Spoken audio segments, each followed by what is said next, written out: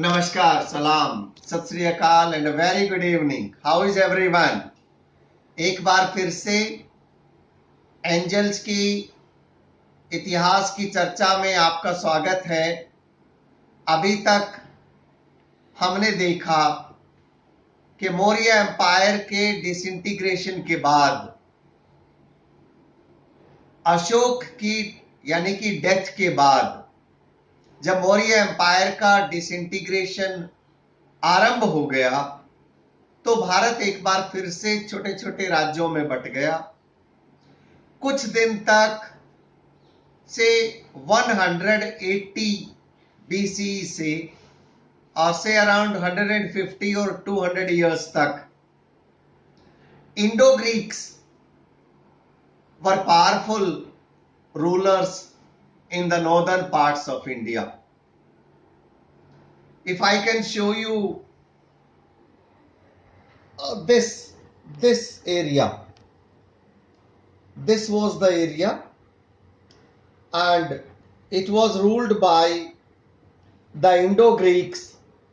The most powerful king among these Indo-Greeks was Manendra, Milinda, and his capital was Sialkot in Punjab. He invaded Ganga Yamuna Doab area. He invaded this area and he converted to Buddhism. See, the Indo-Greek ruler was converted to Buddhism. That was the time when Buddhism was very strong, and during his period the Gandhar school of art was the result of the Greek influence on the Indian art.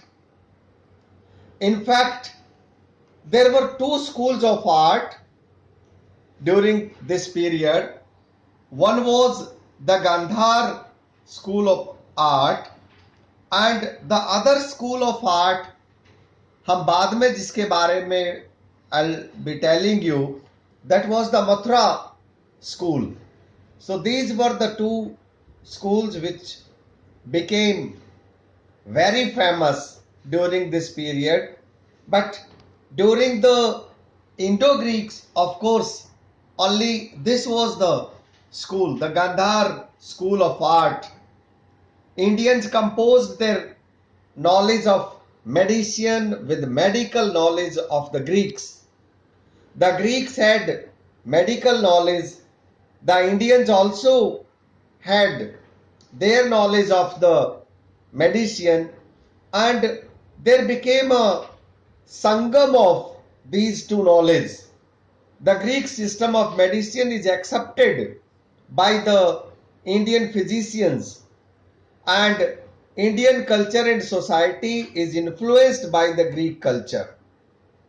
दोस्तों, उसके बाद शक, फिर कुषाण। शक हालांकि बहुत थोड़े समय के लिए वो सेंट्रल एशिया से आने वाले नोमैडिक लोग थे, लेकिन इंडो ग्रीक्स के बाद उन्होंने भी कुछ समय तक उत्तरी भारत पर राज्य किया। They were alien tribes who entered India by defeating the native kings and the Indo-Greeks, and they established many important kingdoms. Up to right from Taxila, Mathura up to Nasik, this complete area was taken up by the Shak. Ujjain was very important during their time, and their most important ruler was Rudradaman. Rudradaman ruled from 130 AD to 150 AD. Say around 20 years. For around 20 years he ruled, and he was one of the famous rulers of Malwa. Today's Malwa. And see, he was such a powerful ruler that he took up the title of Mahekstrap, the Great Strap, after he became the king and then strengthened his kingdom. After the Shak, the Pratihars originally lived in Iran, from where they moved to India.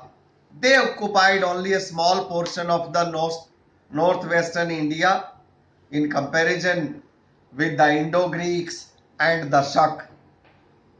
Their portion was very, very small in fact, and one of their famous ruler was the Gondophares, the Pathan.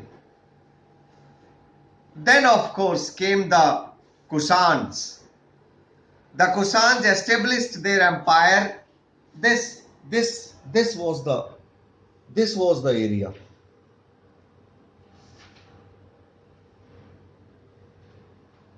The Kushans established their empire in the first AD and were contemporaries to the Satvahans. This was the area ruled by the Satvahans, and this large area in the northern parts, this was the area ruled by the Kushan rulers, and there were many confrontations between the Kushans and the Satvahans. देखिए, they defeated the Shak, they conquered the whole of the northwestern India, and a branch of Yuchi tribe, they belonged to the Chinese Turkestan. The Kushans, you'll be surprised that they were the Chinese Turkestani people, and they were from a Yuchi tribe. Yuchi. The Kushans were patrons of arts and religion. A major branch of the Silk Route was controlled by them. There was a time when the Kushans controlled the Silk Route, and they charged heavily from everyone who utilized the Silk Route, and they had significant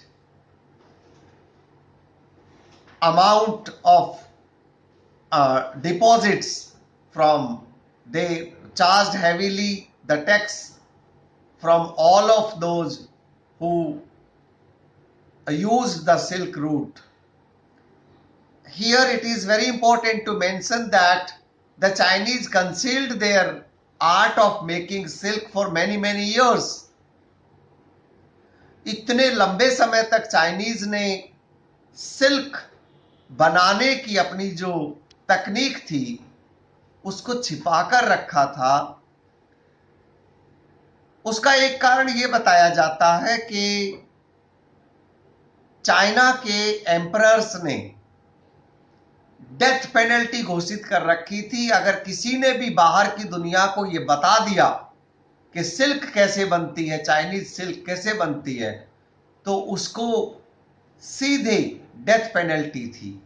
और इसके डर के मारे कभी भी किसी ने silk कैसे बनती है कोई पता नहीं लगा पाया, और एक बहुत लंबे समय तक चाइनीज सिल्क बहुत पैसा कमाते रहे चाइना वाले, और यूरोप में और सेंट्रल एशिया के लोग खूब सिल्क खरीद करके ले जाते थे और सिल्क रूट बहुत हैवी टैक्स इनको कुषाण्स को भी देता था, क्योंकि इन्होंने सिल्क रूट पे कंट्रोल कर लिया था कुछ दिन के लिए, तो यहां से आने जाने वालों से ये भी लिया करते।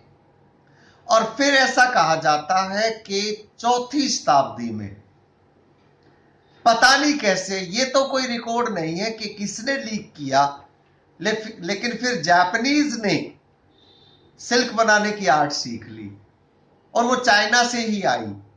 लेकिन इतिहास में ये नहीं पता चलता कि किसने लीक किया, कैसे वो आर्ट वहां पहुंची। लेकिन 4वीं शताब्दी में ये जरूर रिकॉर्ड मिलता है कि जापानीज ने भी सिल्क बनाना सीख लिया था और वो वही आर्ट थी चीन वाली। कुषाण रूलर्स में सबसे शक्तिशाली रूलर हुए कनिष्क। कनिष्क के समय में कुषाण एम्पायर सबसे बड़ा था और वो बहुत प्रभावशाली किंग थे। He was famous for his military, political and spiritual achievements. He had a vast empire extended right from Ogham in the east to Varanasi up to this place, this side. In the eastern side, it extended up to this place, right from Kashmir in the north and to the coastline, this up to Gujarat, including the Malwa in the south. This complete area was ruled by Kushan. He also fought against the Chinese army of the Hun Emperor in the Central Asia and annexed Kasgar, Khatan and Yarkand. This was the only time when a king from India defeated some and won some parts ruled by China. After this, we have always been under attack from Mongolia, China, from Central Asia, but we were never. See, the first time somebody from India ruled across Vyas was Chandragupta, and now it was Kushan king Kanishk who captured 3-4 places which were under the rule of the Chinese. Such was the power, such was the military power and the political power of this king. देखिए, under the reign of Kanishk, Kushan dynasty reached the zenith of its power and became the mighty empire not only of Asia but of the world. Kanishk started an era in AD 78, which is now called the Shak era. Even today, people know it as the Shak era. It was started by Kanishk, and the Shak era is used by the government of India even today. He embraced Buddhism and extended the wholehearted patronage. Kanishk was a Buddhist. He convened a Buddhist council in Kashmir known as the Fourth Buddhist Council. It was world famous. People who were spreading Buddhism were called from all over the country, all over the Asia. And at this council, the doctrines of Mahayana and Buddhism were finalized. See, Kanishk was a great patron of art and Sanskrit literature. He built a monastery and a stoop of Puruspura, a modern day Peshawar in Pakistan, and Vasudev was the last Kushan ruler. After this, see, we have talked about the northern parts of India, and we know this was the same time when the Satvahans ruled the present day Andhra and some parts of Maharashtra. This was the these were the parts covered by the Satvahans. The Satvahans established their kingdom in western and central India, which lasted for about 400 years. The Satvahan kingdom, mainly in present day Telangana, Andhra Pradesh, Maharashtra, they also succeeded in establishing their rule in parts of modern day. There was a time when they extended up to this place. There were times, the modern day Gujarat, they extended this up to this place, and there was time when they extended it up to Karnataka. This was when the Satvahans were at their zenith. They covered up the modern day Madhya Pradesh, the Karnataka and Gujarat. They had two cities as their capital. This area, it seems that they always have liked having many capitals. If you can remember, even today's chief minister talks of having more than one capital, and these were the Pratishthan, now Pathan in Maharashtra. Amravati was the even now you know this place, again it has been named as Amravati. The Satvahans were also known as the Andhras. This name comes from the Satvahans. The Andhra name comes from the Satvahans, and as I have already told you, they kept fighting battles with the Shak and the Kushans. There were many battles, and they are credited with establishing peace in the Deccan region in the post-Maurya era. Due to their control of the Deccan, the Satavahan rulers were known as the Lords of Dakshin Path. The Lords of Dakshin Path. As I have talked that there was a time when Kushan became the Lords of Silk Route. These people became the Lords of Dakshin Path, and mind you, Dakshin Path was the path. This was the way for almost whole of the northern India to carry their articles through waterways. If somebody had to carry their articles through waterways, then they had to follow this route, and the Satvahans controlled this route. So they charged heavily. This became their income. From the Dakshin Path, they earned a lot of money. Having talked about the Satvahans, I will take you to further the southern part. The three kingdoms in the extreme south, the Pandyan, the Chols. Let's talk about, and of course the Cheras. The Pandyan, the Chols and the Cheras. Let's talk about the Pandyans first. The Pandyans ruled over the present day Madurai and its surrounding areas. Madurai was the capital of the Pandyan kingdom, and their ruler, the strongest ruler, was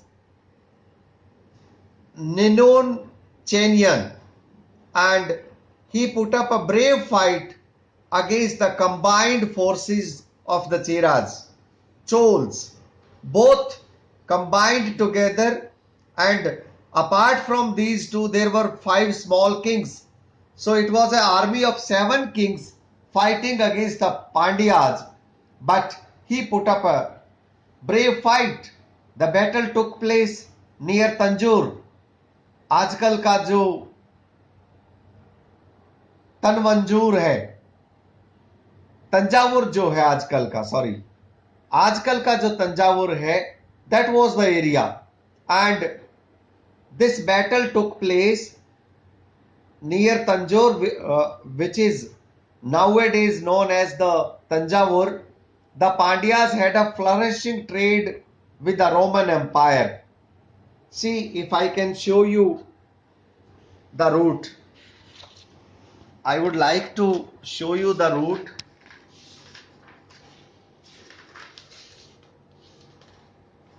Yes, I can show you here also, but I wanted to take you this. This was the route. They were trading with the Roman Empire, and this used to be the route. This was the route. And apart from the Roman, they also had links towards the east. So the importance of the Pandyas can be understood. And let's talk about the Chols.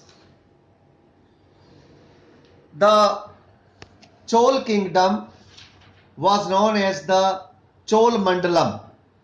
It consisted of Tiruchi, Tanjavur region of the modern Tamil Nadu, and see, this was the area. The Karikala Chola was their most famous king, and his achievements are described in some of the Tamil poems. Urayur was the capital of the Chols, and along the coast, the port of Kaveri Pattanam was the most important. Kaveri Pattanam was the most important Chol city. We talk about the Cheras.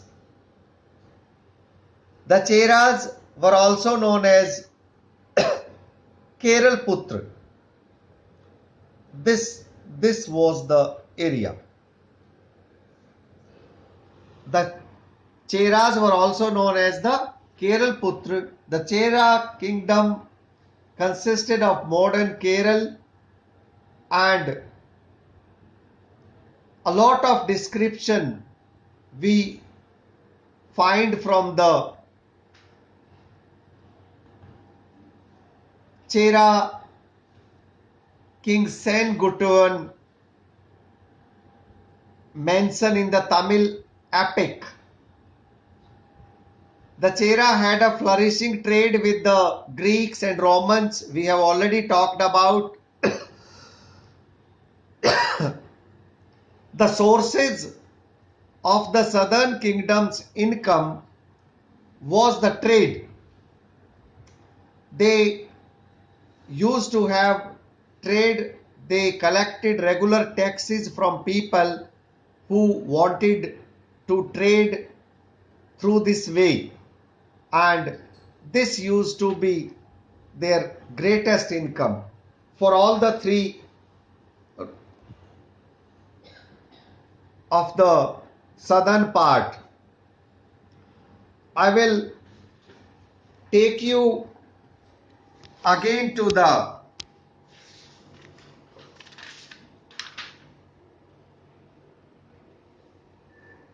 after flourishing so much, how these states declined. There was decline, these states being small, their area of the governing being very small. They ruled for around 150 years or 200 years, and then they all declined. But before they declined, see, a lot of mention is found about them, and from the southern part we also find that these states were rich. They were considered even as rich as some of the states in the northern India, whereas the northern India, especially Ujjain and the Doab area and the Punjab area, is considered to be a very fertile land. The southern belt was not so fertile, but yet these states were rich only because of their trade links with the Roman people. But they all declined after a specific time.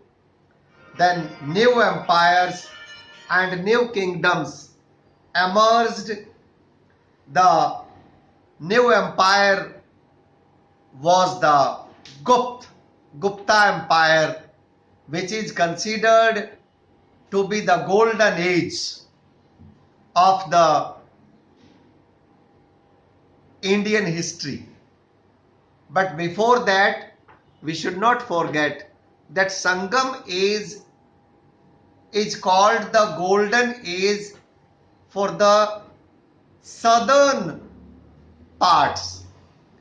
For the southern parts, Sangam age is considered to be the golden era of the southern languages.